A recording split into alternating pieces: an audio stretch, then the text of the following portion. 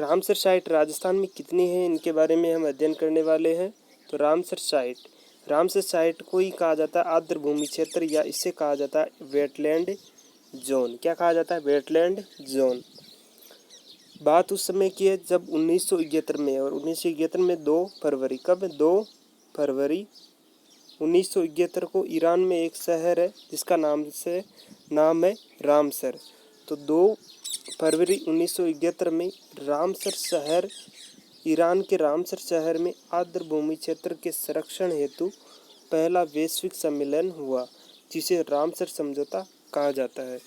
यानी आर्द्र भूमि क्षेत्र वो कहलाता है जो दलदली क्षेत्र हो, जहाँ पर नमी पाई जाती है, उसे आर्द्र भूमि क्षेत्र कहा जाता है।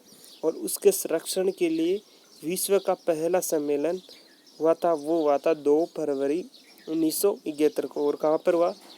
रामसर शहर, ईरान में, जिसे रामसर समझौता कहा गया। ठीक है। और रामसर समझौते के तहत जिन आर्द्र भूमियों का चयन किया गया, उन्हें रामसर साइट की संज्ञा दी गई। यानी इस समझौते में आर्द्र भूमि कहाँ कहाँ पर है, विश्व में कहाँ किस किस देशों में आर्द्र भूमि स्थल है, उनका चयन किया गया और उन्हीं को रामसर साइट की संज्ञा दी गई। और सन 1975 में रामसर समझौता लागू हुआ।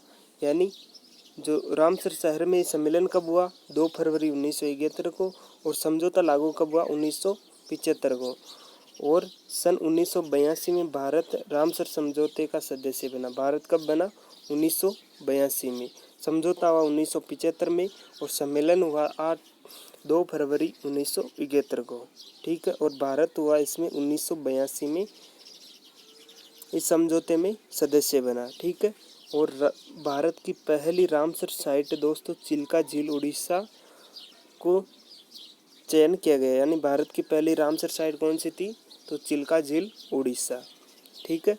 आगे बात करते हैं। राजस्थान